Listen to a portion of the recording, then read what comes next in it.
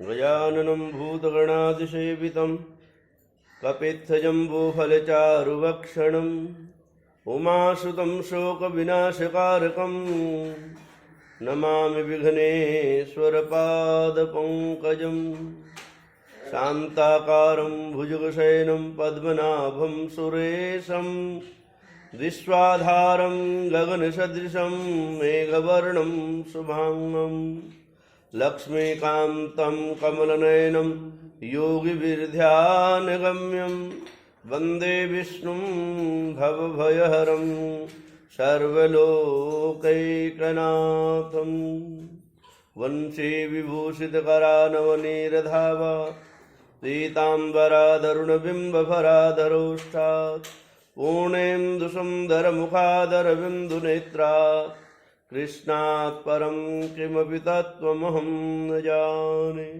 ध्येयं सदा परिभवग्नमभीष्टदोहं तीर्थास्पदं शिवविरन्तिनुतं शरण्यं भृत्यार्तिहं प्रणतपालभवाब्धिपूतं वन्दे महापुरुषते चरणारविन्दम्।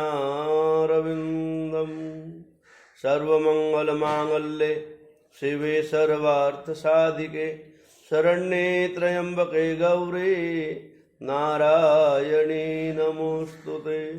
राम रामेति रामेति रमे रामे मनोरमे सहस्रनाम तत्तुल्यं राम नाम वरानने। गंगातरंगरमणी जटाकलापं गौरी निरंतर विभूषित वामभागं नारायणः प्रियमनङ्गमदापहारं वाराणसीं पुरपतिं भज विश्वनाथं। यस्य स्मरणमात्रेण जन्मसंसारबन्धनात् विमुच्यते नमस्तस्मै विष्णवे प्रभविष्णवे। गुरुर्ब्रह्मा गुरुर्विष्णु गुरुर्देवो महेश्वरः गुरुः साक्षात् परब्रह्म तस्मै श्रीगुरुवे नमः। गोविंद गोविंद हरे मुरारे गोविंद गोविंद मुकुंद कृष्ण गोविंद गोविंद रधांगपाणि गोविंद दामोदर माधवेति।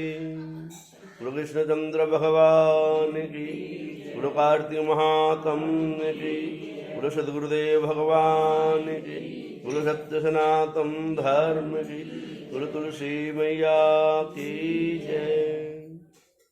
कार्तिक मास का आज लिखूं 14वां अध्याय। श्री हरि कृपा करे श्रद्धा प्रेम बढ़ाए। गुरु कृष्णचंद्र भगवान की। इस प्रकार से हे राजन, उसको धर्म पूर्वक राज्य करते देखकर देवता क्षुब्ध हो गए। उन्होंने देवादिदेव महादेव शंकर का मन में स्मरण करना प्रारंभ कर दिया और कितने ही प्रकार से देवादिदेव महादेव की स्तुति करी। तब भक्तों की कामना पूरी करने वाले देवादिदेव महादेव शंकर ने नारद जी को बुलाकर देव कार्य करने की इच्छा से उनको देवपुरी में भेजा। शंकर भक्त नारद भगवान शंकर की आज्ञा से देवपुरी में पहुंचे।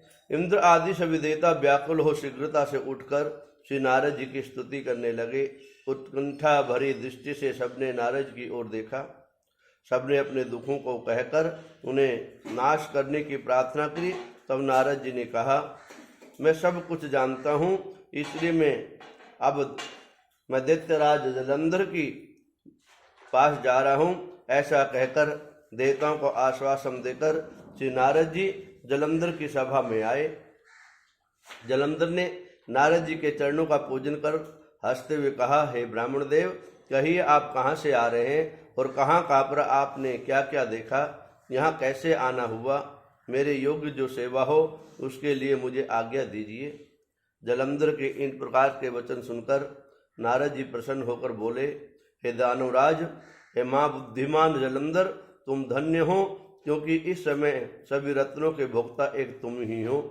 हे दैत्य श्रेष्ठ, अब आप मेरे आगमन का कारण सुनिए, जिसके लिए मैं आज यहाँ पर आया हूँ। हे दैत्यराज, मैं स्वेच्छा से कैलाश पर्वत पर गया, जहाँ पर 10,000 योजन में फैला हुआ कल्प वृक्ष का वन है, और वहाँ पर मैंने सैकड़ों कामधेनुओं को घूमते हुए देखा तथा यह भी देखा कि वह वन चिंतामणि से प्रकाशित परम दिव्य अद्भुत और सब स्वर्णमय है। मैंने वहाँ पर पार्वती के साथ स्थित देवादिदेव महादेव जी को भी देखा, जो सर्वांग सुंदर, गौर वर्ण, त्रिनेत्र और मस्तक पर चंद्रमा धारण किए हुए हैं।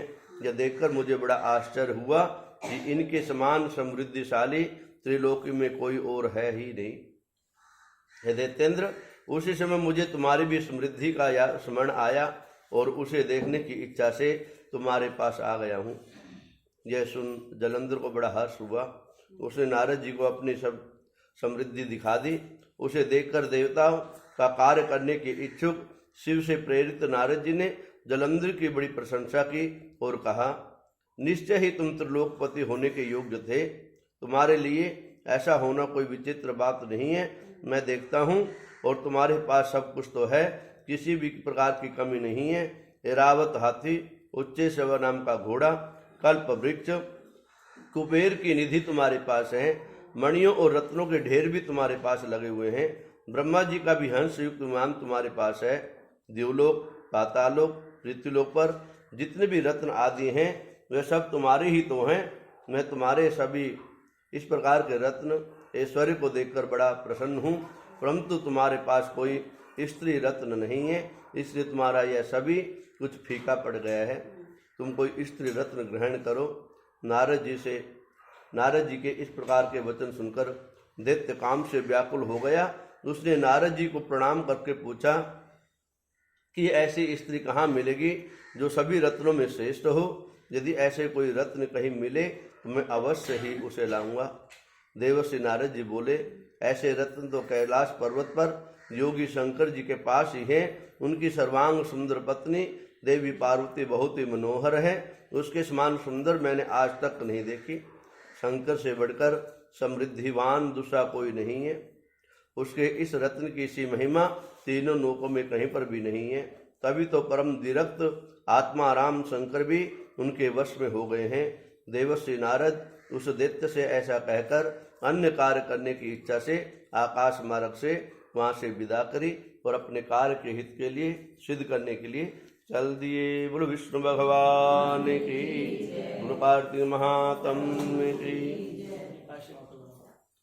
अच्छा।